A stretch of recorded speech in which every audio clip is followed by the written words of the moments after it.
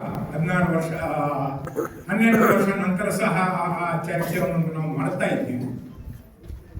ಕಳೆದ 8ನೇ ತಾರೀಕಿಗೆ 11ನೇ ತಾರೀಕಿಗೆ ಇತ್ತು, ಜನವರಿ 8ಗೆ ಈಗ ಅದು ಫೈನಲ್ ಒಂದು ಸಿಗ್ತದೆ.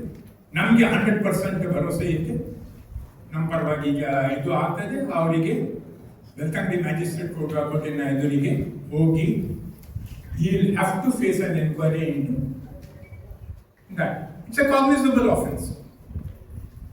ಯಾರು ಬೇಕಾದರೂ ಅದನ್ನು ಮಾಡುವಂಥದ್ದನ್ನು ಆಗ್ತಾ ಇದೆ.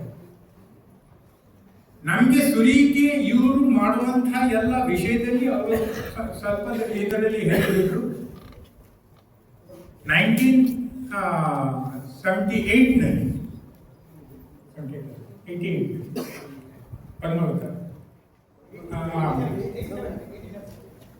87ನಲ್ಲಿ ಈ ರೀತಿ ಧರ್ಮಸ್ಥಳದಲ್ಲಿ ಆಗ್ತಾ ಇದೆ ಅಂತ ಹೇಳಿದ್ದು ನಮಗೆ ಕರ್ನಾಟಕ ಪೊಲೀಸಿನ ಒಂದು ಹಿರಿಯ ಅಧಿಕಾರಿ. ನಾವು ಈಗ SIT ಮಾಡಿ ಎನ್ಕ್ವೈರಿ ಮಾಡಿ ಯಾರಿಗೆ ಅಲ್ಲಿ ಏನಾಗ್ತಾ ಇದೆ ಅಂತ ಗೊತ್ತಿಲ್ಲ ಅಂತ ನಾವು ಹೇಳ್ತಾ ಇದ್ದಂಥ ಸಂದರ್ಭದಲ್ಲಿ ಇದು ಹೇಳುವಂಥದ್ದು ಮುಖ್ಯ. ಆಲ್ಮೋಸ್ಟ್ 37 years ಅರ್ಲಿಯರ್ ನಮಗೆ ಸೋಮನಾಥ್ ನಾಯಕರಿಗೆ ಹೇಳಿದ್ದು ಪೊಲೀಸಿನ ಒಬ್ಬ ಹಿರಿಯ ಅಧಿಕಾರಿ, ದಯವಿಟ್ಟು ಇವರ ಸಂಗತಿ ವೀರೇಂದ್ರ ಹೆಗ್ಡೆ ಜೊತೆಗೆ ನೀವು ಇದನ್ನು ಕೊಡಬೇಡಿ, ನಿಮ್ಗೆ ವಿಷಯ ಗೊತ್ತಿಲ್ಲ, ಇಲ್ಲಿ ಏನು ಆಗ್ತಾ ಇದೆ ಅಂತ ಹೇಳಿದ್ದು ಕರ್ನಾಟಕ ಪೊಲೀಸ್ದವರು. ಇವತ್ತು 2024-25ನಲ್ಲಿ ಹೇಳ್ತಾ ಇದ್ದೀವಿ, ಅಲ್ಲಿ ಏನಾಗ್ತಾ ಇದೆ ಅಂತ ಕರ್ನಾಟಕ ಪೊಲೀಸಿಗೆ SIT ಮಾಡಿ ಎನ್ಕ್ವೈರಿ ಮಾಡಲಿಕ್ಕೆ ಹೇಳ್ತಾ ಇದ್ದೀವಿ. Something that they knew for the last 37 years. ಈಗ ಅವರು ಎನ್ಕ್ವೈರಿ ಮಾಡಿ ತಿಳ್ಕೊಳ್ಳಿ ಅಂತ ಈಗ ಇನ್ನೂ ಸಹ ಎನ್ಕ್ವೈರಿ ಆಗ್ತಾನೇ ಇದೆ. 2016ನಲ್ಲಿ ಕಾಗೋಡು ತಿಮ್ಮಪ್ಪ ಅವರು ರೆವಿನ್ಯೂ ಮಿನಿಸ್ಟರ್ ಆಗಿರಬೇಕಾದ್ರೆ ಅವ್ರ ಹತ್ರ ಒಂದು ದೂರ ಕೊಟ್ಟದ್ದಕ್ಕೆ ಅವರು ಒಂದು ನೋಟ್ ಇಶ್ಯೂ ಮಾಡಿದ್ರು, ಇದರ ಮೇಲೆ ಎನ್ಕ್ವೈರಿ ಆಗಬೇಕು, ಒಂದು ರಿಪೋರ್ಟ್ ಕೊಡಿ ಅಂತ. ಸೊ ಅಲ್ಲಿಂದ ಕೆಳಗೆ ತನಕ ವಿಲೇಜ್ ಅಕೌಂಟೆಂಟ್ ತನಕ ಆ ನೋಟ್ ಬಂತು. ನಮ್ಮ ಹತ್ರ ಬಂದು ಕೇಳಿದ್ರು, ದಯವಿಟ್ಟು ನಿಮ್ಮ ಹೇಳಿಕೆ ಕೊಡಿ, ನೀವು ಕಂಪ್ಲೇಂಟ್ ಕೊಟ್ಟಿದ್ದೀರಲ್ವ, ಒಂದು ಹೇಳಿಕೆ ಕೊಡಿ ಅಂತ. ಆವಾಗ ನಮಗೆ ಹೇಳಿಕೆ ಕೊಡಲಿಕ್ಕೆ ಒಂದು 10-15 ನಿಮಿಷದಲ್ಲಿ ಮಾಡಲಿಕ್ಕೆ ಆಗೋದಿಲ್ಲ, ಸ್ವಲ್ಪ ಸಮಯ ಕೊಡಿ ಮಾಡ್ತೀವಿ ಅಂತ ಹೇಳಿ ಒಂದು ಲಿಖಿತ ಹೇಳಿಕೆ ಸೋಮನಾಥ್ ನಾಯಕರು ನಾಗರಿಕ ಟ್ರಸ್ಟಿನ ಪರವಾಗಿ ಅವರು ಒಂದು 100 ಗವರ್ಮೆಂಟ್ ಡಾಕ್ಯುಮೆಂಟ್ಸ್ಗಳನ್ನು ಅನೆಕ್ಸ್ ಮಾಡಿ ಕಾಗೋಡು ತಿಮ್ಮಪ್ಪ ಅವರಿಗೆ ಕೊಡ್ತಾರೆ. ಅದರದ್ದು ಮೊದಲಿನ ಪೇಜ್ನಲ್ಲಿಯೇ ನಾನು 16 ಬೇರೆ ಬೇರೆ ಕಾನೂನುಗಳನ್ನು ಉಲ್ಲಂಘನೆದ್ದು ಡಾಕ್ಯುಮೆಂಟ್ಸ್ಗಳನ್ನು ಕೊಟ್ಟಿದ್ದೇನೆ. Karnataka land reforms act 1974, Karnataka Land Revenue Act 1964, the Karnataka Land Restriction on Transfer Act 1991, the Karnataka Land Grant Rules 1969, the Karnataka Hindu Religious Institution and Charitable Endowment Act 1997, the Karnataka Moneylenders Act 1961, the Karnataka Prohibition of Charging Exorbitant Interest Act 2004, the Karnataka Societies Registration Act 1960, the Registration Act of 1908, the Reserve Bank of India Act 1934, the Income Tax Act 1961, Employees Provident Fund and Miscellaneous Provisions Act 1952, the Payment of Gratuities Act 1972, the Forest Conservation Act 1980, the Padma Bhushan Award Regulations, the Benami Transactions Act 1988. ಇದು 2016ನಲ್ಲಿ ದಾಖಲೆ ಸಮೇತ ಈ ಎಲ್ಲ ಅಧಿಕಾರಿಗಳಿಗೆ ನಾವು ಕೊಟ್ಟಿದ್ದೀವಿ. ಆದರೆ ಇನ್ನೂ ಸಹ ಸರ್ಕಾರಕ್ಕೆ ಈ ಎಲ್ಲ ವಿಷಯದಲ್ಲಿ ಏನು ಮಾಹಿತಿ ಅವರಿಗೆ ಗೊತ್ತಿಲ್ಲ. ಇಷ್ಟುವರೆಗೆ ಅವರು ಯಾವ ವಿಷಯದಲ್ಲಿ ಅವರಾಗಿ ಇದನ್ನು ತೆಗೆದು ಇದು 16 ನಂತರ ಇವತ್ತು ಬೆಳಿಗ್ಗೆ ನಾನು ಜಸ್ಟ್ ಇದನ್ನು ಮಾಡಿದ್ದೆ. ಇನ್ನೂ ಸ್ವಲ್ಪ ಕಂಪ್ಲೇಂಟ್ಗಳನ್ನು ಆಗಿದೆ. ಅದರಲ್ಲಿ the environment protection act, air act, water act, the prevention of corruption act, Karnataka prevention of land grabbing act, banking regulation act, minimum wages act, ಈ ಕ್ರಾಂತಿ ನೇಟ್ನಲ್ಲಿ reservation to SC and ST compulsory ಎಂಪ್ಲಾಯ್ಮೆಂಟ್ನಲ್ಲಿ ರಿಜಿಸ್ಟ್ರೇಷನ್ ಕೊಡುವಂಥದ್ದು, ಅದರದ್ದು ಇದನ್ನು ಈ ಎಲ್ಲವನ್ನು ಇನ್ನು ಆ ಲಿಸ್ಟು 16ರಿಂದ 25 ಆಗಿದೆ. ಇನ್ನು ಸ್ವಲ್ಪ ಇಲ್ಲಿ ಅಲ್ಲಿ ಹುಡುಕಿ ಎಲ್ಲ ಇದನ್ನು ಮಾಡಿದರೆ ಇನ್ನೂ 2-3 ಕಾನೂನಿನ ಉಲ್ಲಂಘನೆಯನ್ನು ಆಗ್ತಾ ಇದೆ. ಅದಕ್ಕೋಸ್ಕರ ನಿಮಗೆ ಧರ್ಮಸ್ಥಳದ ಅಲ್ಲಿ ಆಗುವಂಥದ್ದು ಅನ್ಯಾಯಗಳದ್ದು ಒಂದು ಪೂರ್ಣ ಚಿತ್ರಣವನ್ನು ನಿಮಗೆ ಸಿಗಬೇಕಾದ್ರೆ ನಾನು ಮೊನ್ನೆ ಒಂದು ಉದಾಹರಣೆಗೆ ಒಬ್ಬರಿಗೆ ಹೇಳ್ತಾ ಇದ್ದೆ. ಈ ಇಂಗ್ಲಿಷ್ನಲ್ಲಿ ನಾವು ಜಿಗ್ಸಾ ಪಜಲ್ ಅಂತ ಹೇಳ್ತೇವೆ. ಸಣ್ಣ ಸಣ್ಣ ಒಂದು ಪಿಕ್ಚರಿನ ತುಂಡುಗಳು, ಅವುಗಳನ್ನು ಎಲ್ಲ ಒಟ್ಟು ಮಾಡಿದರೆ ಮಾತ್ರ ನಿಮಗೆ ಆ ವಿಷಯವನ್ನು, ಆ ಚಿತ್ರಣ ಏನು ಅಂತ ನಮಗೆ ಗೊತ್ತಾಗ್ತದೆ. ಮಕ್ಕಳಿಗೆ ನಾವು ಕೊಡ್ತೀವಿ, ಅದನ್ನು ಎಲ್ಲ ಜೋಡಿಸುವಂಥದ್ದು ಕೆಲಸವನ್ನು ಸಣ್ಣ ಮಕ್ಕಳಿಗೆ ಕೊಡುವಂಥದ್ದು ಒಂದು ಆಟದ ಇದು.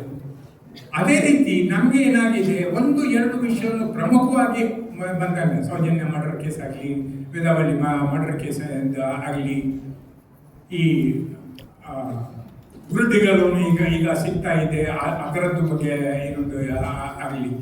ಅದಕ್ಕೋಸ್ಕರ ಈ 2-3 ಪೀಸ್ಗಳನ್ನು ನಾವು ತಗೊಂಡು ಆ ಇಡೀ ಚಿತ್ರಣವನ್ನು ಕಲ್ಪನೆ ಮಾಡಲಿಕ್ಕೆ ಪ್ರಯತ್ನವನ್ನು ಮಾಡ್ತಾ ಇದ್ದೀವಿ. ಸಾಧ್ಯ ಇಲ್ಲ. ಆ ಇಡೀ ಪಿಕ್ಚರ್ ಅನ್ನು ನಮಗೆ ಕಾಣಬೇಕಂತ ಆದರೆ, ನಾನು ಹೇಳಿದ ಇಲ್ಲಿ ಪಟ್ಟಿ ಉಂಟಲ್ವಾ, ಈ ಪಟ್ಟಿಯಲ್ಲಿ ಇಷ್ಟು ಎಲ್ಲವನ್ನು ಈ ಕಾನೂನುಗಳನ್ನು ಉಲ್ಲಂಘನೆಯನ್ನು ಆಗ್ತಾ ಹೋಗುವಂಥದ್ದು, ಇದರದ್ದು ಆ ಕಂಪ್ಲೀಟ್ ಪಿಕ್ಚರಿನ ಭಾಗ. ಅವಾಗ ನಮಗೆ ಗೊತ್ತಾಗ್ತದೆ the enormity of the offence. ಯಾವುದು ವಿಷಯದಲ್ಲಿ ಯಾವುದು ಕಾನೂನಿನ ಇದನ್ನು ಧರ್ಮಸ್ಥಳಕ್ಕೆ ಅನ್ವಯ ಆಗೋದಿಲ್ಲ. Total immunity. ಇದು ಈ ಪಾರ್ಟಿ ಆ ಪಾರ್ಟಿ ಯಾರಿಗೆ ದೊರೆಯದೆ ಇದನ್ನೇನಿಲ್ಲ. It's going on for a long time. ಹೇಳಿದ್ರೆ ಅದನ್ನು ಸ್ವಾಭಾವಿಕವಾಗಿ ಈಗ ಕೇಳ್ತಾ ಇಲ್ಲ, ಆದರೆ ಮೊನ್ನೆ ತನಕ ಹೇಳ್ತಾ ಇದ್ರು. ಅದು ಒಂದು ಪ್ರೈವೇಟ್ ಪ್ರಾಪರ್ಟಿ, ಪ್ರೈವೇಟ್ ದೇವಸ್ಥಾನ. ಅದಕ್ಕಿಂತ ದೊಡ್ಡ ಸುಳ್ಳು ಯಾವುದೂ ಇಲ್ಲ. ಸೊ ನನ್ನ ಮನೆಯಾಗಲೇ ಹೇಳಿದ್ದಾರೆ, 1799 ನಂತರ, ಟಿಪ್ಪು ಸುಲ್ತಾನ ಸತ್ತ ನಂತರ ಅವರಿಗೆ ಆಡಳಿತವನ್ನು ಸಿಕ್ಕಿದೆ. ಧರ್ಮಸ್ಥಳ ದೇವಸ್ಥಾನದ ಇತಿಹಾಸ ಮತ್ತೆ ಅವರ ಕುಟುಂಬದ ಕಂಟ್ರೋಲ್ ಅದರದ್ದು ಇತಿಹಾಸ ಒಂದೇ ಅಲ್ಲ. ದೇವಸ್ಥಾನದ ಇತಿಹಾಸ 600-800 ವರ್ಷ ಆದ್ರೂ ಸಹ ಇವರು ಕುಟುಂಬದ ಅದರದ್ದು ಕಂಟ್ರೋಲ್ ಇರುವಂಥದ್ದು 200 ವರ್ಷ 225 ವರ್ಷ ಮಾತ್ರ. ಆ ಸುಳ್ಳಿಂದ ಈ ಎಲ್ಲ ಸುಳ್ಳುಗಳನ್ನು ಒಂದೇ ಮೂಲೆಯಿಂದ ಅಂದ್ರೆ the control over the temple. There is nothing called private temple. Private temple ಅಂತ ಒಂದು ಇದನ್ನೇ ಇಲ್ಲ. ಸಾಮಾನ್ಯ ಜನರು ಹೋಗಿ ಪೂಜೆ ಮಾಡುವಂಥ ಅವಕಾಶ ಇರುವಂಥ ದೇವಸ್ಥಾನ is a public temple. 1925 Privy Council ಇಂದ ಜಜ್ಮೆಂಟ್ ಆಗಿ ಅದರ ಮೇಲೆ ಬಂದಿದೆ. ನಿಮ್ಮ ಮನೆಯಲ್ಲಿ ನೀವು ಪೂಜೆ ಮಾಡುವಂತ ಇದರಲ್ಲಿ ನೀವು ಬಾಗಿಲು ಓಪನ್ ಮಾಡಿ ನಮ್ಗೆ ಎಲ್ರಿಗೆ ಅಲ್ಲಿ ಹೋಗಿ 10 ರೂಪಾಯಿ ಕೊಟ್ಟು ಕಾಣಿಕೆ ಕೊಟ್ಟು ಪೂಜೆ ಮಾಡ್ಲಿಕ್ಕೆ ಅವಕಾಶ ಮಾಡಿದ್ರೆ ನಿಮ್ಮ ಮನೆ ಪಬ್ಲಿಕ್ ಟೆಂಪಲ್ ಆಗ್ತದೆ. ಟೇಕಿ Venkataratnam versus state of Andhra Pradesh ಅಂತ ಒಂದು ಇದು 2004 2003 ಸುಪ್ರೀಂ ಕೋರ್ಟ್ ಅನ್ನು ಹೇಳಿದ್ದಾರೆ. All temples in India started as a private entity. ಯಾವುದಾದ್ರೂ ಒಂದು ಫ್ಯಾಮಿಲಿ, ಯಾವುದಾದ್ರೂ ಒಬ್ಬ ವ್ಯಕ್ತಿ ಅದು ಆದರೆ ಕ್ರಮೇಣ gradually it acquires the nature of a public temple. ಅದಕ್ಕೋಸ್ಕರ ವೀರೇಂದ್ರ ಹೆಗಡೆ ಅವರು ಸ್ವತಃ ಇನ್ಕಮ್ ಟ್ಯಾಕ್ಸ್ಗೆ ಅಪ್ಲಿಕೇಶನ್ ಕೊಟ್ಟು ಸೆಕ್ಷನ್ 1023C5 ಅದು ಈಗ ಏನಾಗಿದೆ ಅದು ಆ ಪ್ರೊವಿಷನ್ ಇಂದ for a public temple income tax exemption ಪಡ್ಕೊಂಡಿದ್ದಾರೆ. ಸಾಮಾನ್ಯ ಕಥೆ ಅಂತಂದ್ರೆ if it is a private temple ಅದಕ್ಕೆ ಇನ್ಕಮ್ ಟ್ಯಾಕ್ಸ್ ಹಾಕಿದ್ರೆ ಬರ್ತದೆ ಅಲ್ವಾ, it's a private income. Exemption ಕೊಡಬೇಕಾದ್ರೆ ಫಸ್ಟ್ ಆಗಿ it is a public temple. ಮತ್ತೆ ಅದು ಯಾರು ಹೇಳ್ತಾ ಇದ್ದಾರೆ? ಅದರದ್ದು ಟ್ರಸ್ಟಿ ಯಾರಿದ್ದಾರೆ, ಸೋಲ್ ಹೆರಿಡಿಟರಿ ಟ್ರಸ್ಟಿ ಯಾರಿದ್ದಾರೆ, ಅವರು ಅಪ್ಲಿಕೇಶನ್ ಕೊಟ್ಟು ಪಡ್ಕೊಂಡಿದ್ದಾರೆ. ಇದರಲ್ಲಿ ವಾದ ಯಾವುದೂ ಇಲ್ಲ. Veerendra Hegde himself has applied for it. ಆ ಒಂದು ದೇವಸ್ಥಾನವನ್ನು ಹೇಗಾದ್ರೂ ಅವರ ಕಂಟ್ರೋಲ್ ನಲ್ಲಿ ಇಡಬೇಕು. ಅದರದ್ದು ಕನಿಷ್ಠ 400 ಕೋಟಿ ರೂಪಾಯಿ ವರ್ಷಕ್ಕೆ ಕನಿಷ್ಠ.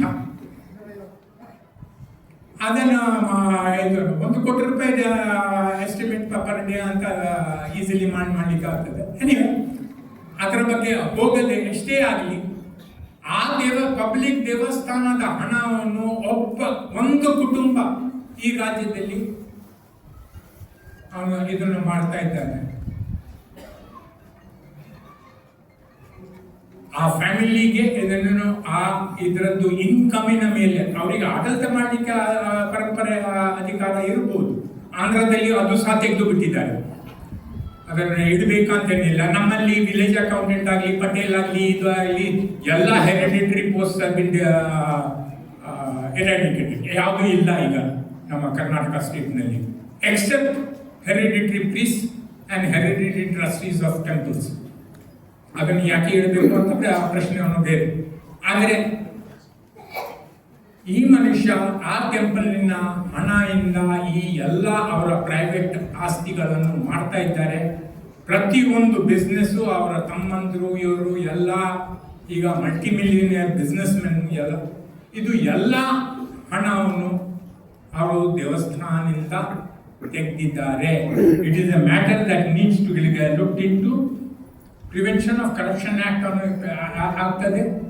It is an offence under the economic offences wing ಅಂತ ಯಾವುದು ಇದೆ, EOW, ಅದರಿಂದ ಆಗಬೇಕು.